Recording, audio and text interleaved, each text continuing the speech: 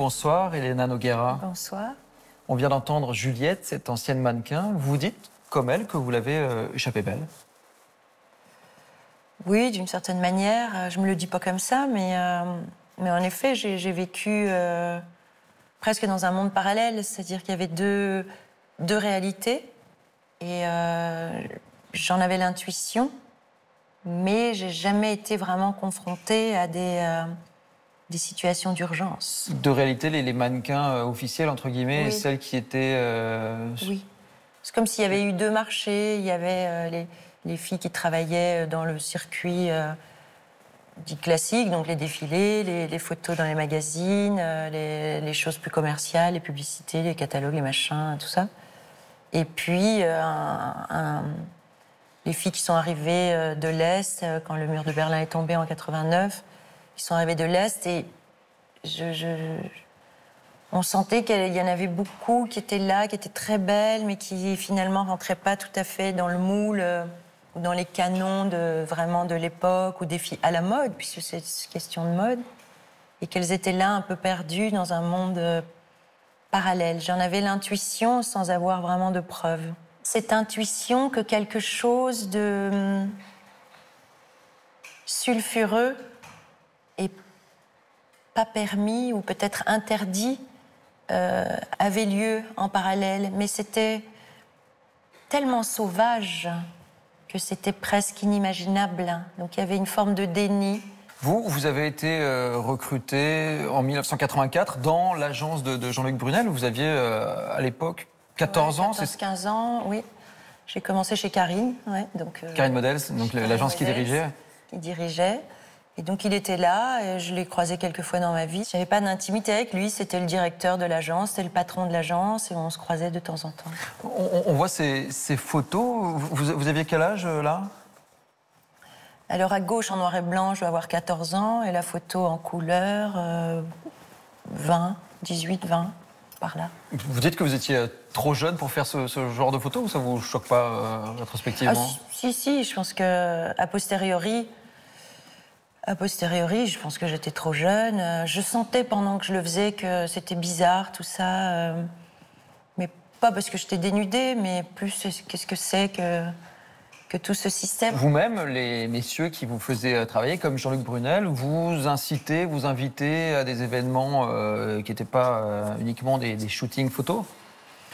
Oui, il y avait des soirées ou des week-ends où, une fois que la semaine était passée, ils vous invitaient dans des villas et on voyait très bien ce que ça pouvait donner, quoi. Moi, je voyais des adultes, des messieurs avec des gros cigares et tout puissants, et avec des jeunes filles en maillot de bain autour de la villa, et ça m'attirait pas trop, quoi.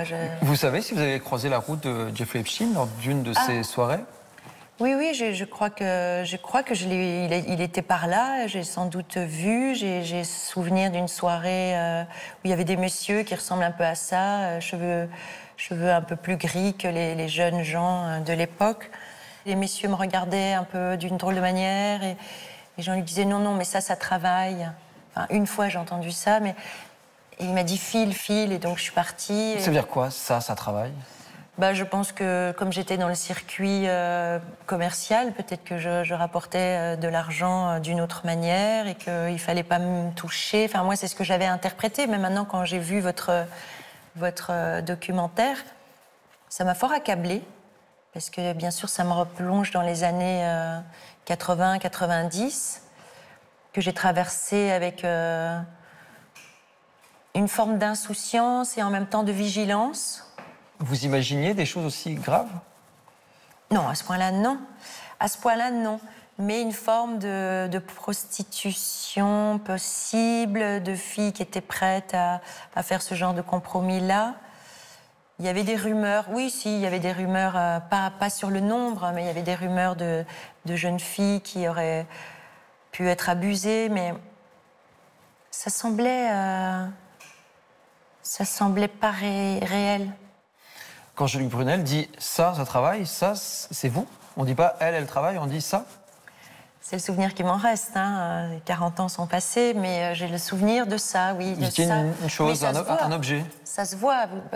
Quand j'ai vu la scène où il fait le casting, là, ça s'appelait du scouting. Donc, il allait scouter dans les pays de l'Est, donc chercher des jeunes filles susceptibles de devenir des top modèles. Quand je vois cette scène, je me dis waouh, c'est vrai que on est rien. On est de la chair à saucisse, espèce de corps. Et nous, on acceptait, on savait pas, mais on parlait de notre corps comme ça. On nous mesurait, on nous affamait, on nous donnait une pomme. On était vraiment une géographie physique. On était un nombre de centimètres autour des hanches, un nombre de centimètres. On était de la mathématique ou on n'était rien. Alors justement, en 1995, TF1 avait diffusé un reportage intitulé « Chasseur de top modèles » et on voit Jean-Luc Brunel qui va traquer des mannequins. Regardez. How old are you? I'm 14. You how much? 14. You're 14 years old. Je pensais qu'elle avait 15 ans, 16 ans, 16 ans, 14 ans. C'est incroyable. Le plus difficile, c'est de trouver quelqu'un qui est jeune, dont les traits vont changer, dont la morphologie va changer. Très peu d'agences vont à la rencontre des filles qui ont 13 ou 14 ans. Ils veulent des filles qui ont 17, 18 ou 19 ans, qui sont déjà prêtes. Je trouve ça dégueu. Je trouve ça dégueulasse, en fait. Je l'ai vécu sans la conscience, parce que j'étais jeune et parce que comme les mœurs évoluent. Donc maintenant, quand je regarde ça, je vois bien qu'il y a un problème, qu'on nous considère mal. Même si vous n'aviez pas conscience de tout ce qui se passait à l'époque, est-ce que certains éléments, certaines attitudes avaient pu vous mettre mal à l'aise à l'époque? Vous avez des souvenirs? Mais on est tout le temps mal à l'aise. En fait, quand on a 15 ans et qu'on devient mannequin, tout est tout le temps un malaise. Se déshabiller, comme dit la jeune fille Juliette. Il y avait des bureaux, quand vous alliez au L, à Levallois-Perret à l'époque, on vous demandait, tout le monde était à table, et on vous demandait de baisser votre pantalon pour voir vos jambes. C'est très humiliant, mais on le fait parce qu'on se dit, ça va être ça le métier de mannequin.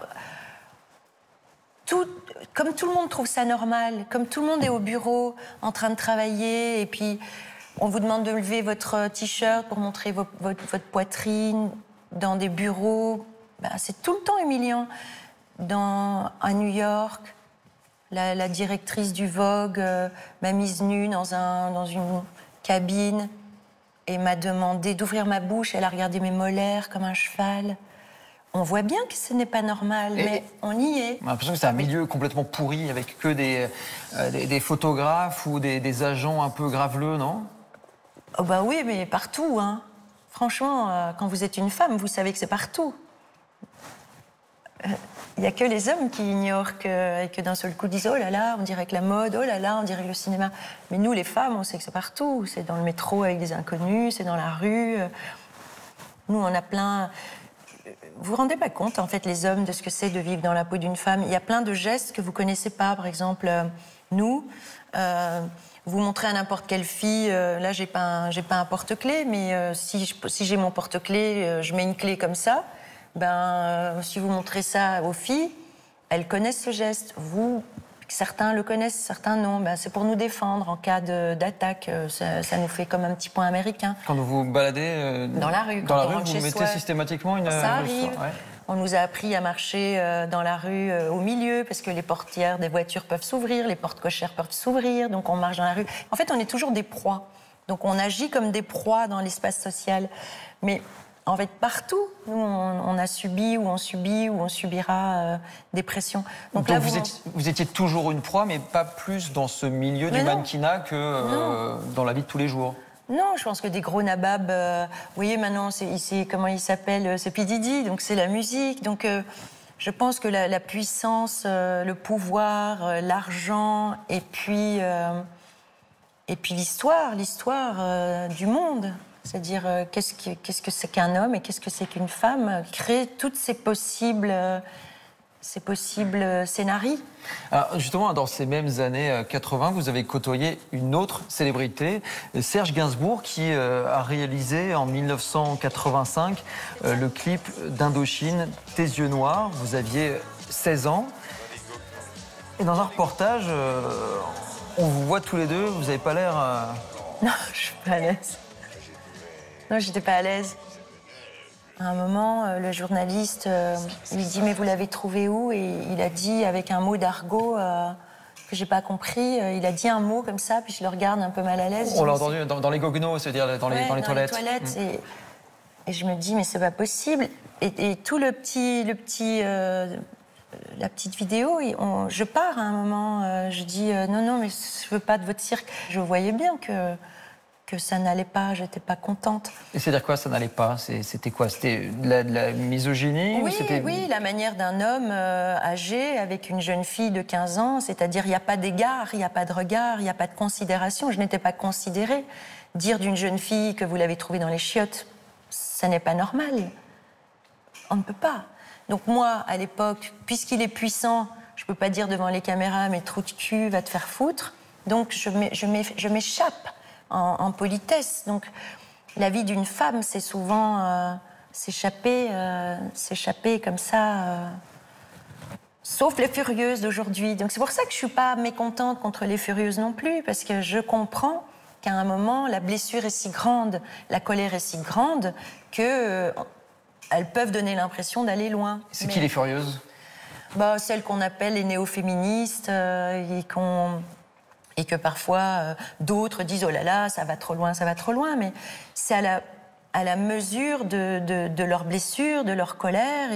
Et je dis « Ok, c'est super aussi ». Parce que moi, j'en ai manqué, ou j'ai manqué de support, donc... Vous pensez quoi, justement, de ces guerres intestines, entre guillemets, qu'il peut y avoir dans le mouvement féministe, entre... on a certaines voix historiques du féminisme, comme Elisabeth Badinter, qui sont critiquées par les néo-féministes. Vous vous inscrivez davantage dans un courant que dans un autre? Qu'est-ce qui... Moi, je suis déterminée, ça c'est sûr. Et je trouve dommage, par exemple, concernant Elisabeth Badinter, j'ai l'impression qu'on manque de mémoire. Hein, c'est-à-dire c'est une femme qui nous a quand même ouvert des portes. Donc après, comme les mœurs évoluent beaucoup et que la pensée se modifie, on pourrait ne pas être d'accord avec ce qu'elle dit aujourd'hui.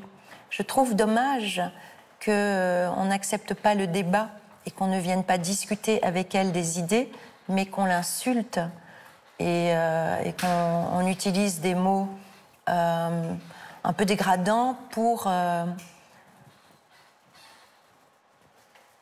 écraser sa pensée. Mais même elle, pour le coup, Elisabeth Badinter va pouvoir avoir des mots assez durs, expliquer que le mouvement MeToo va trop loin, que les néo-féministes sont... Elle argumente. Mais elle argumente. Elle, avec une langue et une pensée, elle argumente. Elle aligne des mots qui créent des phrases et qui créent une féministes aussi argumentent. On peut oui, critiquer mais on la traite de sénile. Non, mais on insulte. Trouvez-moi, ou alors je les ai pas lus, mais trouvez-moi des insultes dans l'argumentaire d'Elisabeth Badinter. Non, mais dans les critiques contre les Non, mais la critique, c'est le débat. À quel moment on insulte la personne en désaccord? Ça tue le débat. Vous pensez quoi de ce monde de la culture qui se déchire parfois à coups de tribunes et de contre-tribunes? On avait vu l'année dernière, au moment de l'affaire Depardieu, il y avait une première tribune défendant l'acteur, puis une contre-tribune signée par 2500 artistes qui ont pris position pour dénoncer l'attitude de Gérard Depardieu. On a vu votre signature dans aucune des deux tribunes. Ça vous intéresse pas, Gérard Depardieu? Si, mais ce qui m'intéresse, c'est l'avenir, c'est comment ça change. Ça fait changer des choses, ça fait changer une conscience de ce qui se passe. C'est vrai qu'encore une fois, il y a tout un système qui protégeait, parce que c'est une espèce d'ogre qui est un peu potache, un peu vulgaire, et qui donc petit à petit déborde de plus en plus, parce qu'il n'y a pas de garde-fou. Comme c'est une vedette, comme c'est un homme puissant, on laisse faire. Tout le monde dit attention, Gérard, il est un petit peu... Et donc, bon, vous l'avez dit, vous avez entendu ça. Voilà, mais donc ce sont des mœurs. En fait, ça m'intéresse plus de réfléchir au concept et à le modifier. C'est-à-dire? Ben, ce concept de qu'est-ce que c'est un homme puissant, qu'est-ce qu'on le laisse faire, ah tiens, l'humour, par exemple, les films, on remet en question certains films, par exemple. Vous êtes plus jeune que moi, donc je ne sais pas si vous avez la référence. Mais moi, dans mon enfance, donc on filmait une scène d'un dîner, par exemple, et la femme disait quelque chose qui déplaisait à l'homme. Il lui mettait une grosse claque. Là, la scène est filmée, on voit une actrice qui fait comme ça, et qui se remet, et elle continue la scène. Bon, ça ne peut plus exister.